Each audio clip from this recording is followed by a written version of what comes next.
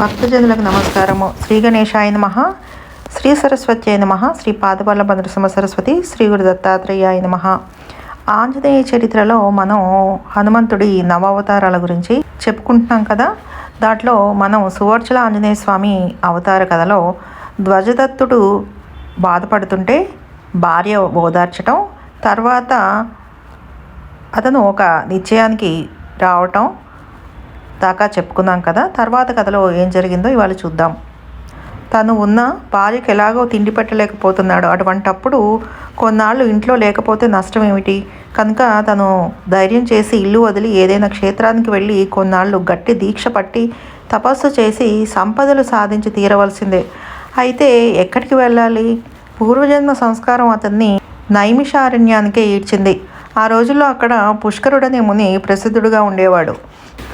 ఆయన పెద్దగా పండితుడు కాకపోయినా వయోవృద్ధుడు కనుక ఆయన దగ్గర మంత్రోపదేశం పొందడం తప్పులేదులే అనిపించింది ధ్వజదత్తుడికి. అలాంటి మధ్యమ గౌరవంతోనే అతను పుష్కరుడి దగ్గరికి చేరి నాకేదైనా మంత్రోపదేశం చెయ్యమని అడిగాడు. ఆయన అనుకున్నంత త్వరగా చెయ్యలేదు. అసలు నీకు ఉపదేశం ఎందుకు అన్నాడు. నువ్వు పండితుడువు కదా, నీకు మంత్రాలు రావా అన్నాడు. పుస్తకం ఇస్తాను, నువ్వే చూసుకోకూడదా అన్నాడు. ఇంకా ఏవేవో అన్నాడు. చివరికి ధ్వజదత్తుడు నోరు తెరిచి తన ఇంటి కష్టాలన్నీ చెప్పుకొని తనకు త్వరగా ఐశ్వర్యాన్ని అందించగల మంత్రం ఉపదేశించమని ప్రార్థించగా పుష్కర మహర్షి మెత్తబడి సరేనని హనుమద్వాదశాక్షరి మంత్రం ఉపదేశించాడు. ఏదో అపూర్వమైన ఎవరికీ తెలియని బీజాక్షర సంపుటీకరణం ఏదో ఉపదేశిస్తాడనుకుంటే ఆయన తనకు కూడా తెలిసిన హనుమద్వాదశాక్షరి మంత్రం ఉపదేశించేసరికి ధ్వజదత్తుడు కొంచెం నిరుత్సాహపడ్డాడు. అయినా పైకి ఏమీ అనకుండా ఆ నైమిషారణ్యంలోనే కొంచెం దూరంగా ఒక పాక వేసుకుని అక్కడే ఉండి 5 సార్లు అక్షర లక్షల జపం పూర్తి చేశాడు. ఏ రోజు గురుధ్యానం మాత్రం చేసేవాడు కాదు. అలా 60 లక్షల జపం పూర్తయినా సరే అతనికి ఒక స్వప్న దర్శనం కానీ, ఒక చిన్న నిదర్శనం కానీ, అనుభవం కానీ ఏదీ లభించలేదు. తెగ విసుగెత్తుతున్న మానకుండా మొండిగా జపం మాత్రం చేస్తూ ఉండేవాడు. గాలుడి రాక. ఎంతైనా చదువుకున్నవాడు, నోరు తెరిస్తే కమ్మగా విషయాలు వివరించగలవాడు. కొన్నాళ్లుగా కదలకుండా జపం చేస్తూ ఉండేసరికి ఒక రకమైన కీర్తి వ్యాపించసాగింది. దాంతో ఒక రోజున తెల్లారేసరికి ఒక బోయవాడు ఇంటి ముందుకు వచ్చి కాళ్ళ మీద పడి తన కష్టాలు చెప్పుకోసాగాడు. వాడి పేరు గాలుడు. వాడికి వయసు మళ్ళింది. ఎక్కడైనా పురుగే కుట్టిందో, విషపు ముల్లే గుచ్చుకుందో, తినకూడని పండే తిన్నాడో ఏమైందో కానీ శరీరంలో అంతుపట్టని వ్యాధి పట్టుకుంది. అడవి వైద్యాలు ఏమీ పని చేయటం లేదు. నైమిషారణ్యంలో మహాత్ములు ఉంటారని, వారు తలుచుకుంటే రోగాలు తగ్గిస్తారని తెలిసి వెతుక్కుంటూ ఇక్కడికి వచ్చాడు. అప్పటికే నైమిషారణ్య మహర్షుల మీద, విశేషించి పుష్కరుడి మీద విసిగెత్తిపోయి ఉన్న ధ్వజదత్తుడు ఈ అమాయకుడి మీద జాలి పొంగెత్తి ఉన్నదున్నట్టుగా ఇలా చెప్పసాగాడు. ఒరే గాల, నాకు చదువు ఉంది, నీకు చదువు లేదు. కానీ నీకు నాకు ఆశ ఉంది. ఆ ఆశతోనే నైమిషారణ్యానికి నువ్వు చేరావు, నేను చేరాను. కానీ నేను నీకు మళ్ళీ ఒకరి దయ కోసం పాకులాడక నేనే స్వయంగా కృషి చేద్దామని కొన్ని సంవత్సరాలుగా కృషి చేస్తున్నాను. శాస్త్ర ప్రకారంగా కృషి చేస్తున్నాను. నా మాట నమ్ము. నాకు ఇవాల్టి వరకు వీసమెత్తు కూడా దైవానుభవం జరగనే లేదు. శాస్త్రం తప్పని నేను అనలేను. నేను శాస్త్రం చెప్పినట్లే సాధన చేశా. నేను చేసిన తప్పల్లా పనికిరాని గురువును పట్టుకోవడమే. ఇక్కడ పుష్కరుడు అనే ఆయన సుప్రసిద్ధుడు. ఆయన ప్రసిద్ధికి బోల్తా పడి నేను ఆయన దగ్గర ఉపదేశం పొందాను. ఆయన నా మీద అసూయతో పనికిరాని మంత్రం ఉపదేశించాడు. ఇలా ఎటూ కాకుండా పోయాను. నీకు నేను చెప్పగల సలహా ఒకటే, నువ్వు ఆ పుష్కర మహర్షి దగ్గరికి మాత్రం పోబోకు. మిగిలిన వాళ్ళు నీకు పనికొస్తారేమో, ప్రయత్నం చేసుకో. ఈ మాటలన్నీ విన్న గాలుడు లోపలే ఆలోచనలో పడిపోయాడు. ఇదేమిటి, ఇది ఇలా చెప్తాడు? ఈ చుట్టుపక్కల్లో ఎవరిని అడిగినా పుష్కర మహర్షి గురించి ఎంతో గొప్పగా చెప్తున్నారు. ఏ సత్యము లేకపోతే అంతటి కీర్తి ఎలా వస్తుంది? బహుశా ఈ ధ్వజదత్తుడి గారికి ఆయనకి ఏమైనా కుటుంబ కలహాలు ఉన్నాయేమో, లేకపోతే ఇద్దరికి అధికార తగాదాలు ఏమైనా ఉన్నాయేమో. అవన్నీ మనకెందుకు? ఈ ధ్వజదత్తుడు గారు నాకు దైవ దర్శనం కాలేదని చెప్తున్నారు కనుక ఈయన మనకు అవసరం లేదు. ఇకపోతే పుష్కరుడు గారు సుప్రసిద్ధుడు, దైవ దర్శనం పొందిన వారిని అందరూ చెప్తున్నారు కనుక మనం ఆయన దగ్గరికి వెళ్ళటమే మంచిది. గాలుడి ఉపాసన. గాలుడు ఇలా ఆలోచించి పుష్కరుడి దగ్గరికే వెళ్ళాడు. ఆయన వీడి కష్టాలు విని, ఒరే అబ్బి, ఒకరు ఇచ్చే వరం వరం కాదురా, ఇస్తే రామబంటే వరం ఇవ్వాలి, నువ్వు పుచ్చుకోవాలి. కనుక నీకో మంత్రం చెప్తా, శ్రద్ధగా జపం చేస్తే ఆ తోకరాయుడే నీ ముందు వాళ్తాడు, జపం చేస్తావా అన్నాడు. గాలుడు, దొర, ఆ దేవుణ్ణి నేను చూడలేదు, నిన్ను చూసా, నువ్వే నా దేవుడివి, నువ్వేం చెప్తే అది చేస్తా అన్నాడు. పుష్కరుడు ముహూర్తం చూసి మంత్రోపదేశం చేసి పోయి నది ఒడ్డున కూర్చుని జపం చేయి అన్నాడు. గాలుడు అయోమయంగా చూసి జపం అంటే ఏం చేయాలి దొరా అన్నాడు. పుష్కరుడు నవ్వి ఇలా అన్నాడు, నేనిప్పుడు నీ చెవిలో చెప్పానే దాన్ని మంత్రం అంటారు. దీనితో పిలిస్తే ఆంజనేయ స్వామి దిగివస్తాడు. అయితే ఒకసారి పిలిస్తే చాలదు, వచ్చేదాకా పిలుస్తూనే ఉండాలి. అలా పిలిచే ముందు గురువును స్మరించి నమస్కరించుకోవాలి అన్నట్టు. గురువు అంటే ఏమిటో చెప్పలేదు కదా, ఈ మంత్రం నేను నీకు చెప్పాను కనుక నేనే నీకు గురువుని. ముందు గురువు రూపాన్ని మనస్సులోకి తెచ్చుకో, నమస్కారం పెట్టుకో. తర్వాత నీ మంత్రదేవత యొక్క రూపాన్ని మనస్సులోకి తెచ్చుకో. ఇక మంత్రం మళ్ళీ మళ్ళీ చెబుతూ ఆ స్వామిని పిలుస్తున్నట్లు భావించి, ఎప్పుడైనా స్వామి రూపం మనస్సులోంచి చెదిరిపోతే మళ్ళీ గురువుకు నమస్కారం పెట్టుకొని స్వామి రూపాన్ని మనస్సులో నిలబెట్టుకో. ఇలా ఆపకుండా చేస్తూ ఉండు. ఇదే జపం.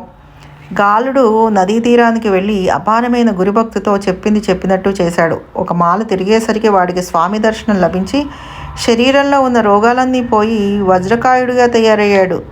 గాలుడిని గమనిస్తున్న ధ్వజదత్తుడు అవాక్కైపోయాడు.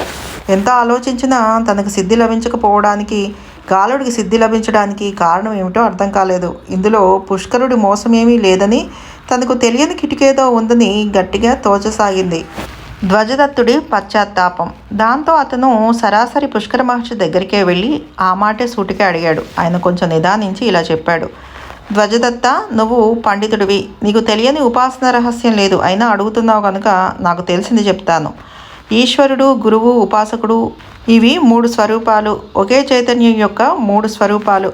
జీవుడు మొదట ఉపాసకుడు కావాలి, ఉపాసకుడు గురువు ద్వారా ఈశ్వరుణ్ణి అందుకోవాలి. ఇది వ్యవస్థ. మధ్యలో గురువెందుకని గురువుని వదిలేస్తే ఆకాశంలో వెళ్ళటమే అవుతుంది, కానీ ఈశ్వరుణ్ణి అందుకోవటం సాధ్యం కాదు. ఇది శాస్త్ర సిద్ధాంతం, సత్యం. ఇది కనుకనే గురూపదేశం అనే వ్యవస్థలు పెద్దలు ఏర్పాటు చేశారు. లేకపోతే పుస్తకాలలో చూసి నువ్వే మంత్రజపం చేయవచ్చు కదా. ఉపదేశమే కాదు, జపం కూడా గురుధ్యానపూర్వకంగానే జరగాలి. అంటే ముందు గురుధ్యానం జరగాలి, తర్వాత దైవధ్యానం జరగాలి. గాలుడు అమాయకమైన భక్తితో ఈ వ్యవస్థను అనుసరించాడు. నువ్వు శాస్త్రవేత్తవు, నీకు ఈ రహస్యాలన్నీ తెలుసు, అయినా నువ్వు చెప్పమన్నావు కనుక చెప్పా. నీ పొరపాటు ఎక్కడుందో నువ్వే ఆలోచించుకో. ఈ ఉపదేశంతో ధ్వజదత్తుడికి కళ్ళు తెరుచుకున్నాయి. తన తప్పును క్షమించమని ప్రార్థించి తనకు తగిన ప్రాయశ్చిత్తం విధించమని వేడుకొన్నాడు. వెంటనే పుష్కరుడు దయతలిచి ధ్వజదత్తుడి కోసం ఆంజనేయ స్వామిని ఇలా ప్రార్థించాడు. గురుధిక్కారపు పాపము బాపుడు, మారుతి నెదలో వేడుడు, మారుతి నామమే పాడుడు, మారుతపుత్ర మంజుల గాత్ర మాధవమిత్రాయనుడు, వానర మంత్రి వాక్పతి తంత్రి వాదిత తంత్రి యనుడు, ఉదతిక్రమణ ఊర్జిత చరణ ఉద్గతి కరుణ అనుడు, కపివర ధీర కలుష విధార కమ్ర విచార యనుడు, పాటల వదన పాటిత వదన పావన వదనాయనుడు, సమసుఖ కంద సన్నత తుంద సచిదానంద అనుడు. ఇలా ప్రార్థించాక పుష్కరుడు హనుమత్పాద తీర్థాన్ని ధ్వజదత్తుడి శిరస్సు మీద ప్రోక్షణ చేశాడు. తక్షణమే అతని పాపాలు పటాపంచలై అతనికి ఏకాగ్రమైన గురుభక్తి కుదిరింది. వెంటనే అక్కడికక్కడే గురుధ్యానం చేసి ఆ పైన 108 సార్లు హనుమన్ మంత్రం జపించాడో లేదో తక్షణమే సువర్చలాంజనేయుడు గురు శిష్యులిద్దరి ఎదుట ప్రత్యక్షమయ్యాడు. ధ్వజదత్తుడు మైమరిచి చతుర్వేద మంత్రాలతోనూ వివిధ వేద మంత్రాలతోనూ స్తుతులు చేశాడు. స్తుతులన్నీ అయ్యాక ఆంజనేయుడు ప్రసన్నంగా నవ్వుతూ, ధ్వజదత్త, నీకేం కావాలో కోరుకో అన్నాడు. అప్పటికి జ్ఞాన పరిపాకాన్ని అందుకున్న ధ్వజదత్తుడు తన కష్టాల మాట మర్చిపోయి, నీ మీద చెరగని భక్తిని ప్రసాదించుదేవా, నాకు అదే చాలు అన్నాడు.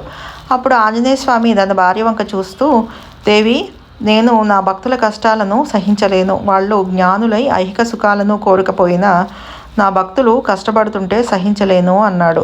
అప్పుడు సువర్చలాదేవి చిరునవ్వు నవ్వుతూ, అసలు మీ భక్తులకు కష్టాలు కలిగించడం ఎందుకండి, ముందే నివారిస్తే పోలేదా అంది.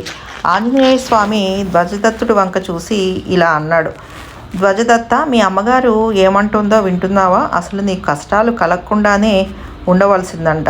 నిజమే, వెనకటి జన్మలో నువ్వేం చేశావో గుర్తు తెచ్చుకో. ఆనాడు నువ్వు స్వయంగా కొందరికి గురువై ఉండి ఆ భరతరాజు గురుభక్తిని చెడగొట్టాలని చూశావు. గురువు శిష్యుడి యోగ్యతను బట్టి ఎప్పటికప్పుడు కొత్త ఉపాయాలతో ఉపదేశాలు చేస్తూ ఉంటాడని తెలిసి కూడా ఆనాటి మృకంఠ మహర్షిని నిందించి అసలే అంతంత మాత్రంగా ఉన్న భరతుడి ఏకాగ్రతను చెడగొట్టావు. ఆనాటి గురుద్రోహానికి ఫలితంగానే ఈనాడు తెలిసి గురుభక్తికి దూరమయ్యావు. నమ్ముకున్న ఇల్లాలకి పిడికటి అన్నం పెట్టలేని అసమర్థుడవయ్యావు. ఆ పాపం వెన్నంటి ఉండటం వల్లే నీ మీద నాకు ఎంత కరుణ ఉన్నా మౌనంగా ఉండక తప్పలేదు. మళ్ళీ సువర్చలాదేవి వంక తిరిగి, దేవి, నువ్వు ముల్లోకాల తల్లివి. నువ్వు తలుచుకుంటే నిష్టదరిద్రులను కూడా రాజాదిరాజులను చేయగలవు. ఈనాడు వీడు గురువు అనుగ్రహ పాత్రుడై పాపాలు తొలగి పవిత్రుడై ఉన్నాడు. వీణ్ణి నీ లక్ష్మీ కళతో అనుగ్రహించు. ఈ మాటలు వింటూనే ధ్వజదత్తుడు సువర్చల ఆంజనేయులిద్దరికీ సాష్టాంగ వందనం చేసి, దేవదేవులారా, ఈ సంసారపు బాధలను నేను పట్టించుకోను. అద్భుతమైన మీ దర్శనం లభించింది. ఇక నాకు భవబంధాలు తొలగేటట్లు మీరు అనుగ్రహించండి. నాకు మరో కోరిక వద్దు అని మళ్ళీ ప్రార్థించాడు. ఆంజనేయుడు మరింత ప్రసన్నుడై ఇలా అన్నాడు, ధ్వజదత్త, తదాస్తు. నీకు కోరికలే లేకుండుగాక. కానీ ఈ తపస్సు ప్రారంభించే ముందు నీకు కొన్ని కోరికలున్నాయే, వాటి మాట ఏమిటి? నువ్వు ఇప్పుడు వాటిని కూడా వదిలేశావు, నిజమే. కానీ నేను నీకు ఆ కోరికలను తీర్చకపోతే ఆంజనేయోపాసన చేసిన వారికి దారిద్ర్య బాధ తీరదు అని లోకంలో నాకు ఒక అప్రతిష్ట వచ్చి పడుతుంది. కనుక నా భక్తులకు జీవించి ఉన్నంతకాలం ఇహసుకాలను దేహం విడిచే క్షణంలో సాయుధ్యముక్తిని ప్రసాదిస్తూ ఉంటాను. ఇదే నా వ్రతం. నీకు అలాగే జరుగుతుంది. ఈనాడు వైశాఖ మాస ఆశ్లేష నక్షత్ర మహాపర్వం. ఈనాడు నువ్వు నా వల్ల ఇహపరాలను వరాలుగా పొందావు. కనుక ఇక నుంచి హనుమదుపాసకులకు ఇది పర్వదినమగుగాక. ఆంజనేయ స్వామి ఇలా అనుగ్రహించేసరికి ధ్వజదత్తుడు ఆనందపరవశుడై ఇలా స్తుతించాడు, జయ జయ సువర్చల ఆంజనేయ, జయ జయ శుభకర ఆంజనేయ.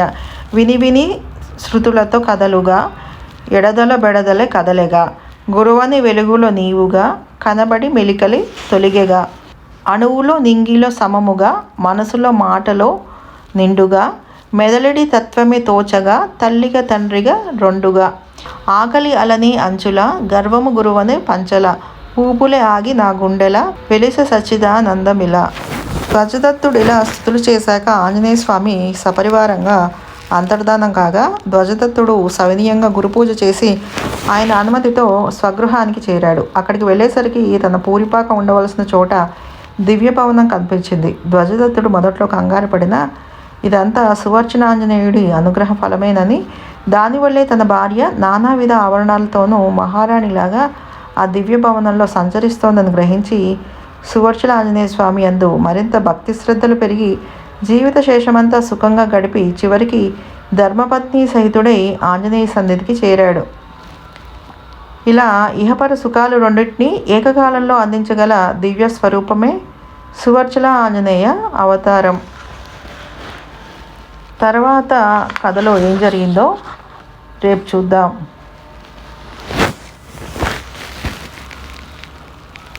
రేపు ఇంకో అవతారంతో